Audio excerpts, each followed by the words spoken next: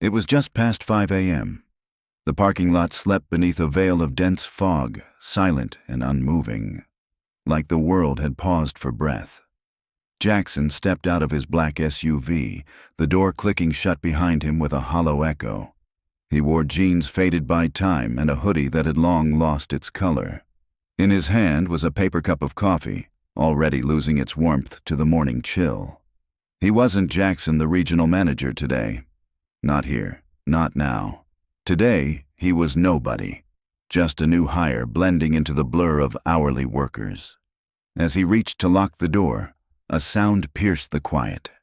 A baby's cry, not loud, not frantic, soft, muffled, but unmistakably real.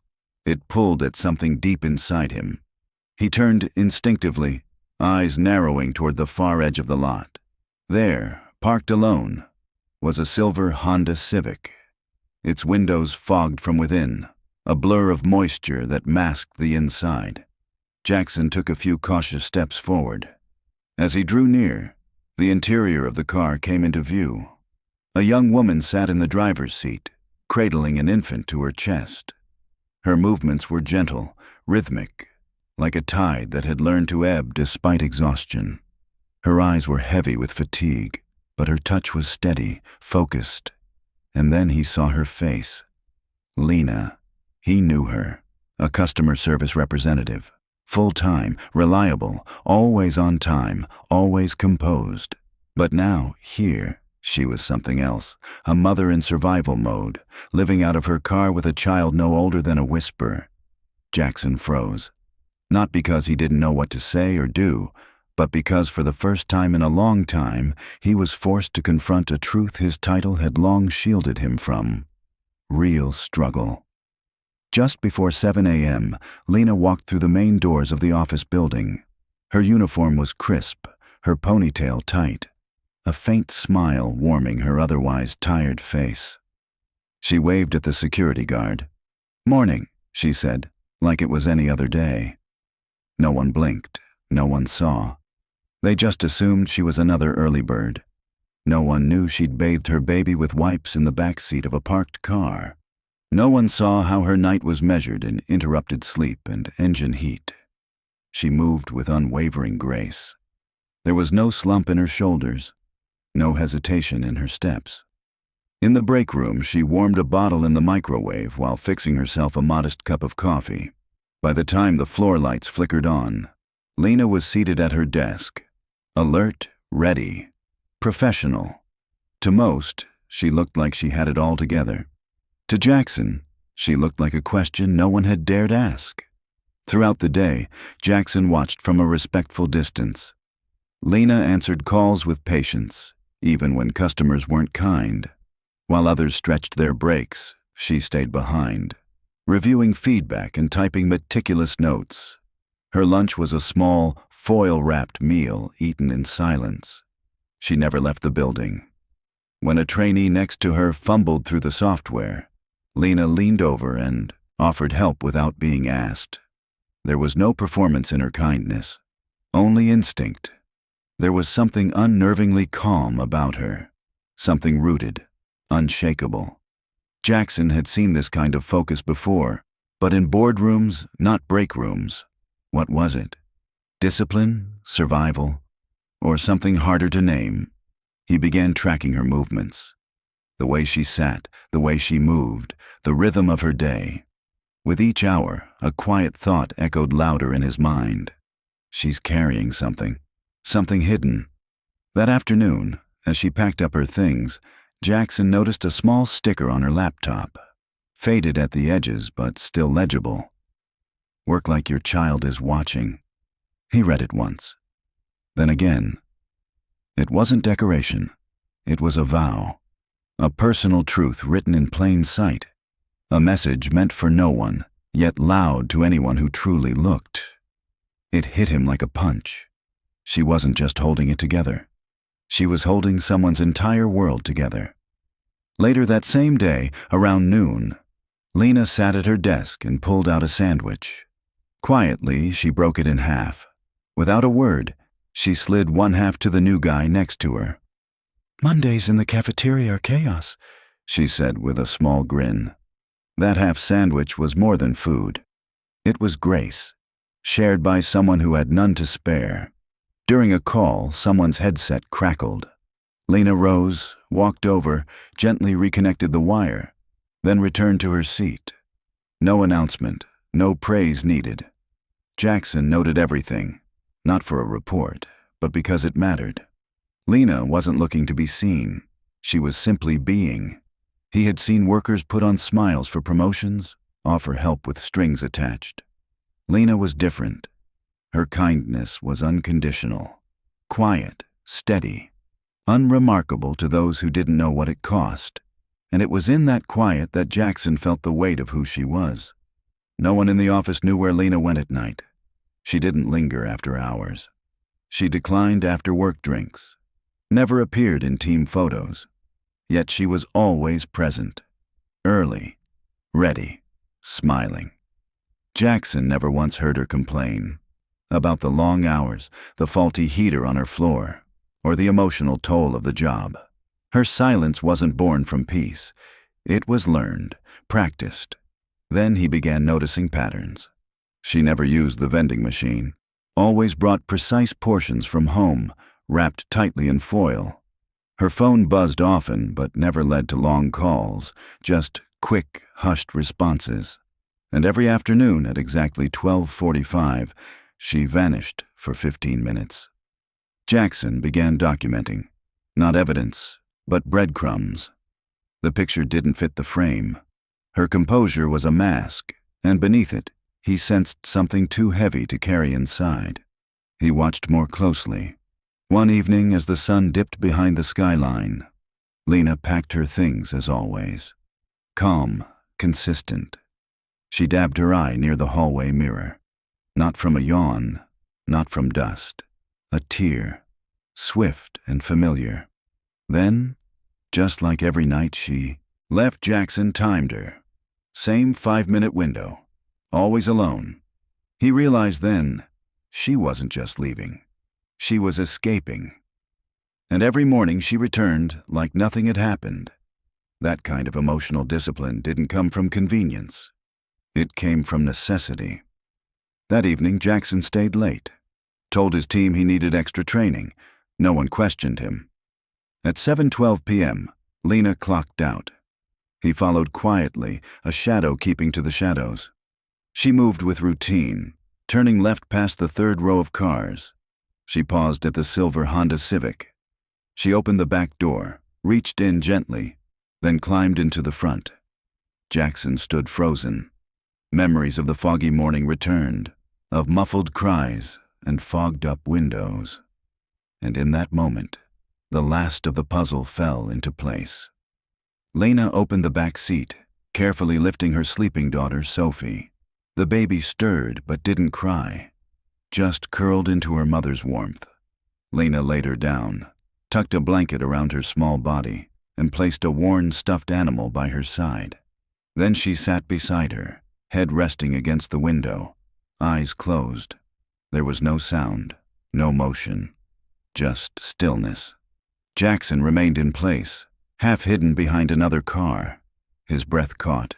He'd read spreadsheets, reviewed numbers, but nothing in those files ever told him this. Nothing ever showed him what resilience looked like. And now he could never unsee it. He had read the reports, given speeches about employee well-being in polished boardrooms. He had nodded through PowerPoints about values and vision. But nothing, none of it, had prepared him for this. This wasn't data. This wasn't theory. This was a mother curled up with her child in the back of a car, surviving night after night. Jackson didn't feel like a CEO anymore. He felt like a witness to something raw and human. That night, he didn't go home. He parked across the lot from Lena's Civic, engine off, headlights dimmed. He sat in silence, watching through his windshield as Lena tucked herself beside her sleeping daughter. Her movements were gentle, protective, exhausted, and something inside him cracked. He had helped write the Family First initiative. His signature was on the HR brochure boasting flexible hours, on-site daycare, mental health support. Yet here she was, unseen, unhelped, not by strangers, by his company, by him. All his keynote speeches, the glossy slide decks full of hopeful slogans and smiling stock photos, none of it mattered now. Not when one of his best employees was spending her nights in a Civic. And for the first time in years, Jackson didn't feel proud. He felt small, irrelevant, late, but maybe, just maybe, not too late to make it right. The following morning, Jackson sat in his office, blinds half closed, the city's sun creeping in through the slats. He hadn't slept. Lena's image, rocking her child with slow, tired grace, looped in his mind. She deserved better, so much better. But he needed clarity first. Was her loyalty genuine? Was her kindness authentic, or merely survival dressed as discipline? He picked up the phone. "Monica," he said, "I need your help, something delicate." Monica had been his assistant for nearly a decade. Trustworthy, sharp. She didn't flinch. "I want you to pose as a recruiter from InnovateX," he said. Silence hung. Then, "What's the goal?" "Offer Lena a better life, a real out, but include a condition." Jackson's voice grew quieter. "If she takes it, she still wins. But if she stays, when no one's watching, I'll know who she really is." By noon, Monica had transformed. Her usual blazer replaced with a sleek navy suit, hair pulled back into a clean knot, heels sharp, presence commanding. She studied Lena's employee file one last time.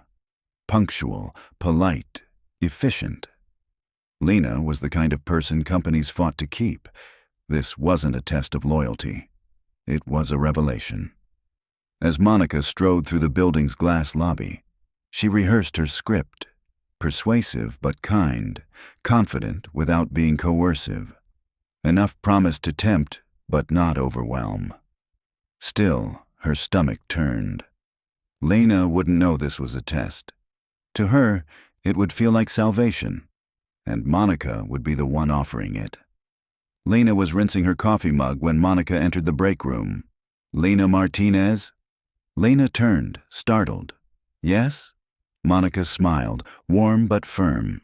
"I'm with InnovateX. We've been watching your performance for a while. May I have 10 minutes of your time, privately?" Lena glanced at the clock. "My shift starts in 15. Monica's voice softened. "It'll be worth your time." Something about the woman's tone, her badge, felt real, different from corporate visits. Lena hesitated, then nodded. "Okay." They walked in silence. Jackson stood behind a frosted glass panel, barely breathing, heart racing. He had no idea what would happen next, just that it mattered. The conference room was crisp, clinical. Monica placed a leather folder on the table and opened it. "Starting salary, $75,000, she said. "Private, move-in ready housing, full medical for you and your daughter, immediate signing bonus." Lena didn't speak. Her hands rested in her lap. Her eyes scanned the figures. Then, "I don't understand." Monica leaned in. "Your performance is exceptional. You're composed, reliable, well-reviewed. You stand out." Lena's throat tightened. She wanted to cry, but held still. "Why me?" she asked. Monica didn't hesitate. "Because you're the kind of person we build teams around." Lena looked at the contract. She imagined what yes would feel like. A warm bed, a safe space, diapers without worry. Then Monica added more quietly, "There is one condition." Lena looked up. "Just some insight. Your current call systems, internal procedures, nothing sensitive, just operational details. What works, what doesn't, a head start." The request came lightly, almost casually, but something in Lena's stomach twisted. The offer that once felt like light now cast a shadow. She stared at the folder. $75,000. She thought of every cold night, every baby wipe rationed, the hospital bill taped above her visor. Sophie's laughter, her tiny grip, her sleeping breath. This offer could end all of it. But it came with a cost: her integrity. Then she caught her reflection in the folder's glossy sheen.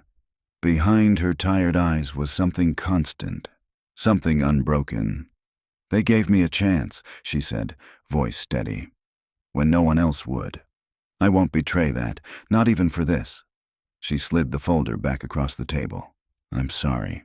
I choose to stay." The silence was thick. Lena stood, her back straight. "This place gave me dignity. Not questions, not judgment, a job. I won't sell that out for comfort." Monica nodded once, slow. She stood, heels tapping gently against the floor. "Thank you for your time." And she left. Lena sat in the silence. Her hands shook. Her heart raced, but she felt stronger than ever. She had nothing, but she still had her choice. Behind the tinted glass, Jackson stood still. He had heard it all. Lena didn't know she was being tested, didn't know he was watching, and yet she chose honor, loyalty, strength. She had walked away from safety for principle. He clenched his hands gently. "She's stronger than I am," he thought, and more true than most leaders he knew. A notification pinged. Subject: urgent, executive office. Message: please report to floor 20 immediately.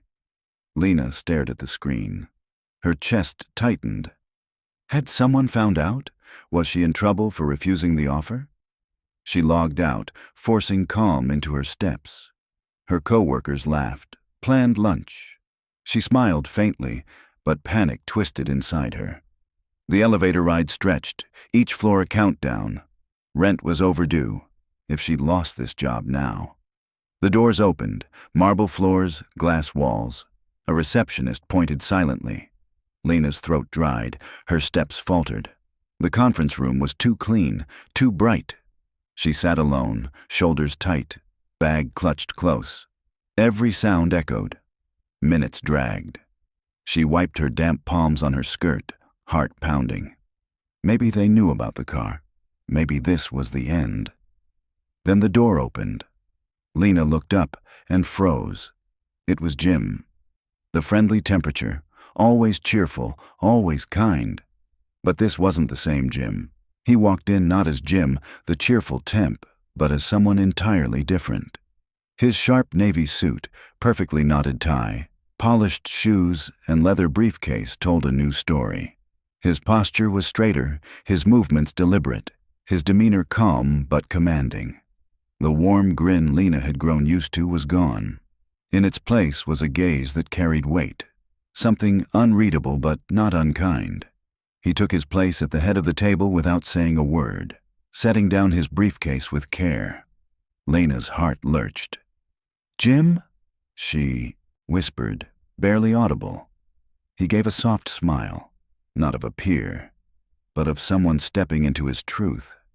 "I think it's time we talked," he said, voice smooth and steady. Lena couldn't breathe. The floor beneath her felt unstable, as if everything she thought she knew had shifted. "I'm not Jim," he continued. "I'm Jackson, CAO of this company." The world froze. Lena blinked, her mind trying to catch up with her pounding heart. Jackson, the name printed on vision statements and quarterly memos. The man behind the mission. The one she never expected to meet, let alone eat lunch beside or share awkward printer moments with. Her fingers clenched her bag. The coffee breaks, the quiet conversations. None of it had been chance. It was all real, and it had meant something more. "Why me?" she whispered. She already knew, or thought she did. The recruiter, the offer, the condition. Her stomach dropped. This was a setup, a test, a trap. She lowered her gaze, voice trembling.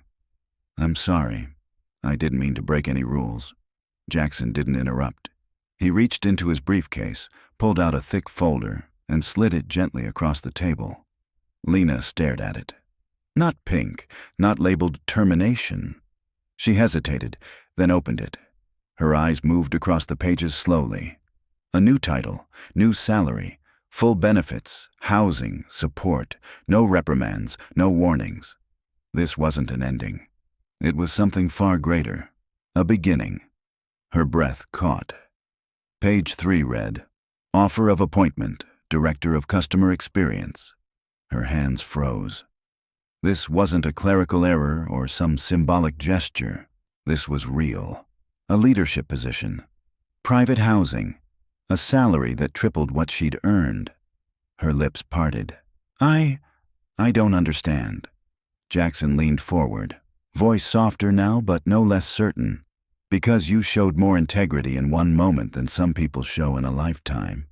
We need people like you, not just to work here, but to help lead us. Tears welled in Lena's eyes. The room blurred. No more parking lot nights. No more whispering lullabies through cold wind. This wasn't a handout. It was a mirror reflecting her strength. I don't deserve this, she said, voice cracking. I'm just trying to get by. Jackson shook his head slowly. You're not getting this because I pity you. You're getting it because I respect you. You held on to your values when no one was looking. You stayed honest when life pushed you to bend. This company doesn't just need competence. It needs people who remind us who we want to be. He paused, eyes steady. You're not here to be saved, Lena. You're here because others need to see what leadership truly looks like. Lena felt her breath return, slow and full. The keys in her hand were smooth, cool, heavy, real. She held them like she'd wake up and they'd be gone, but they stayed. Just like her. That afternoon, she stood outside her new apartment. White walls, tall, windows, clean halls that smelled faintly of fresh paint and cedar. She turned the key. The door opened into soft light.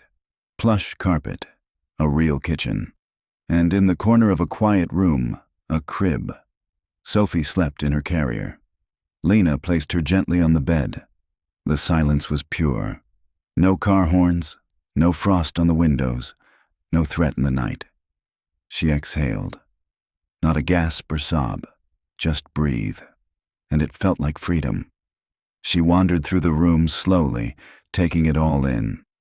Then she noticed the small white door, slightly ajar. On it, hand-painted wooden letters. Sophie. Her heart skipped. She pushed it open. Pale blue walls, a white crib tucked under a wide window. Soft sheets. A shelf lined with storybooks, a rocking chair, and on it, a plush bear with a heart sewn into its chest. Lena stepped in, touched the crib's edge. Her hand trembled. This wasn't just space. It was sanctuary. This wasn't a back seat or a blanket wrapped tight for warmth. This was a nursery. Sophie's first room. A place not just to survive, but to dream. Tears streamed down her cheeks, unchecked. For the first time, they weren't from fear. That night, the apartment was still. No headlights, no idling engines. Just the soft sound of sleep and safety. Lena lay beside Sophie, wrapped in a comforter she didn't have to fold away in the morning. The mattress supported her, strange and wonderful. Sophie shifted, curling into her. Her tiny hand gripped Lena's sleeve. Lena brushed a curl from Sophie's forehead and whispered, Tomorrow. We're no longer borrowing space, my love. Tomorrow. We belong. She kissed her daughter's brow and let the darkness come without dread. For the first time in forever, the night felt like a beginning. Weeks later, the Tech Vision auditorium buzzed, packed wall to wall. Executives, staff, new hires, veterans, all eyes on the stage. Backstage, Lena stood calm. Her navy blazer fit perfectly. Her badge now read, Director of Customer Experience.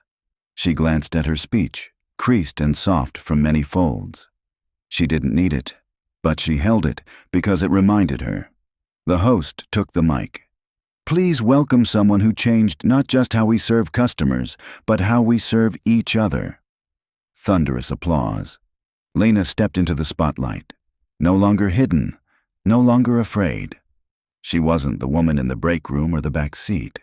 She was a leader, a symbol, a story. She took the podium, heart steady.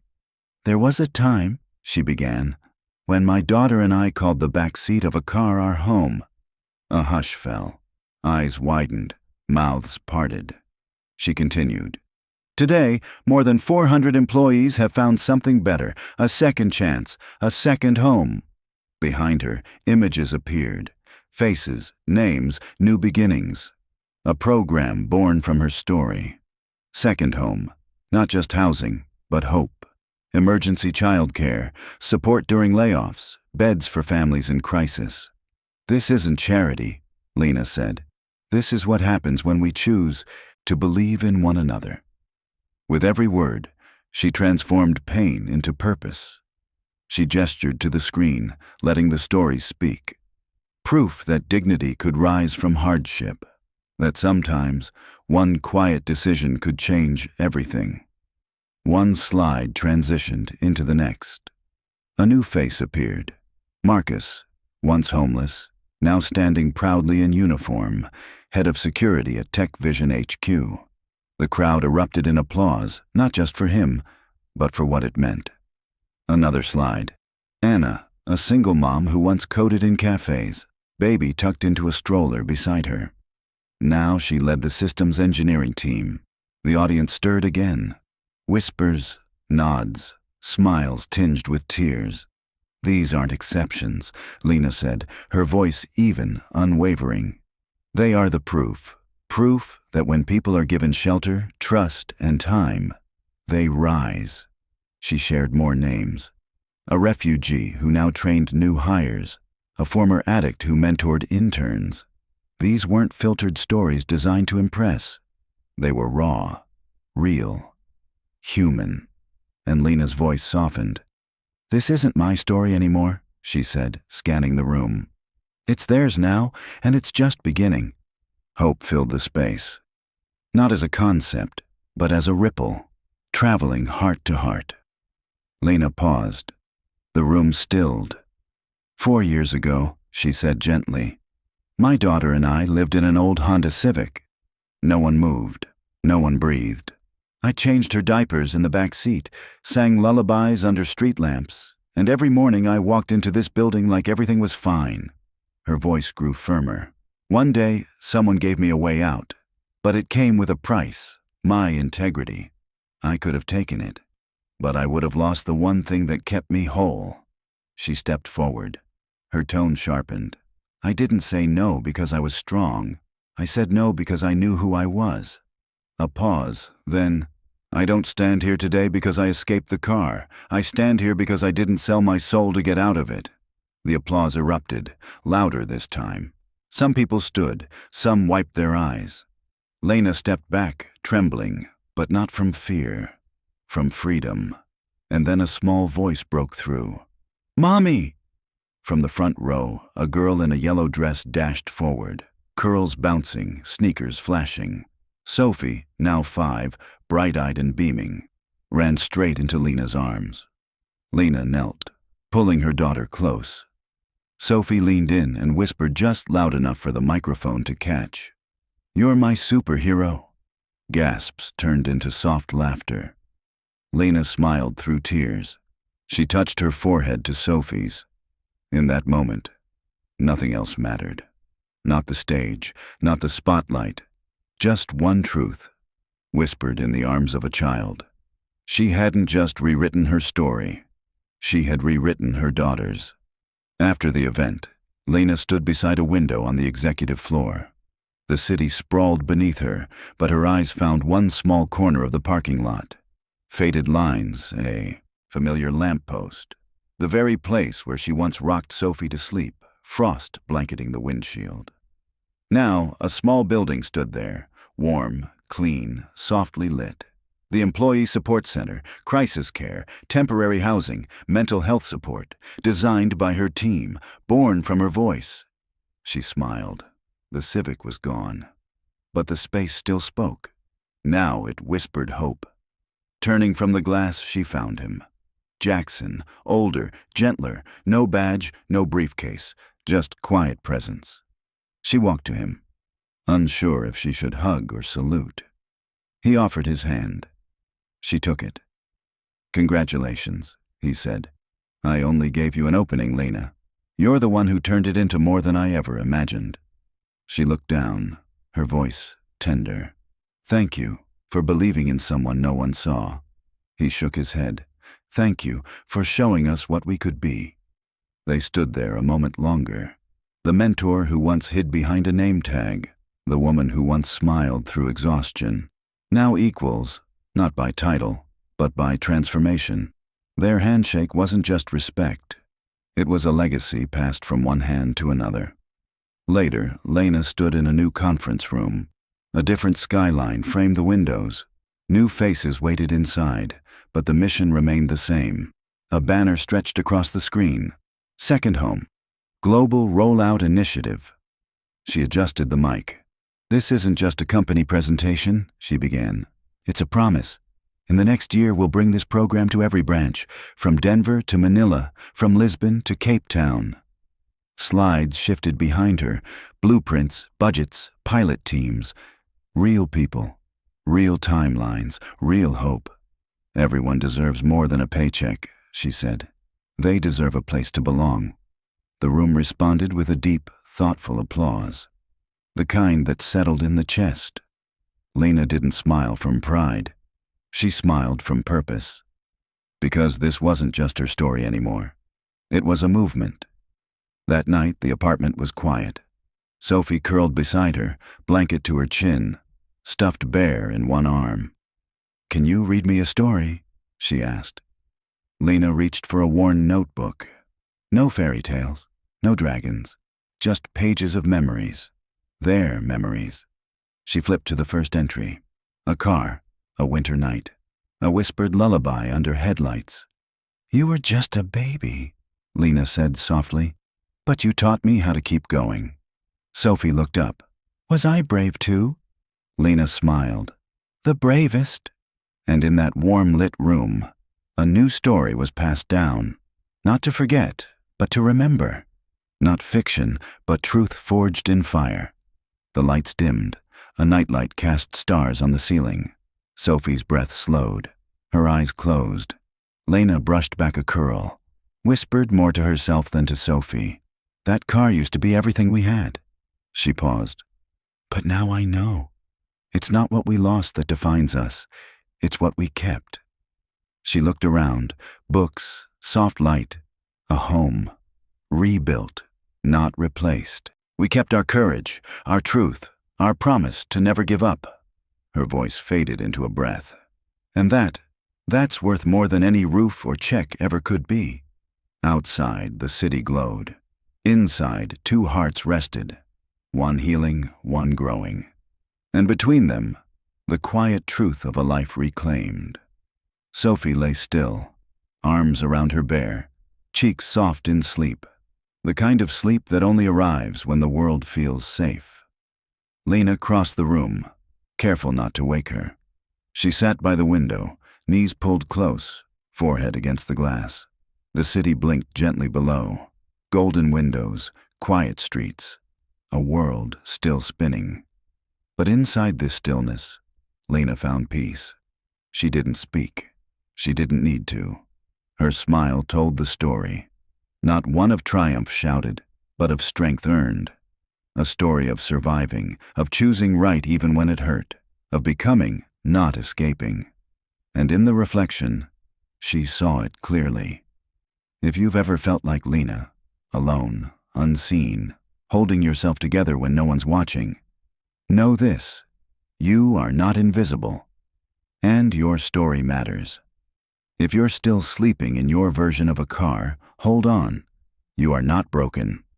You are building something no one else sees yet, and if you have the power to help, if life has handed you a little more, be someone's Jackson, not someday, not when it's convenient. Now reach out, ask the second question, notice what's missed. Because sometimes the smallest moment, a cup of coffee, a kind word, a second chance, is what turns someone's entire life around. So the question isn't if the next Lena is out there. The question is, will you be the one who sees her?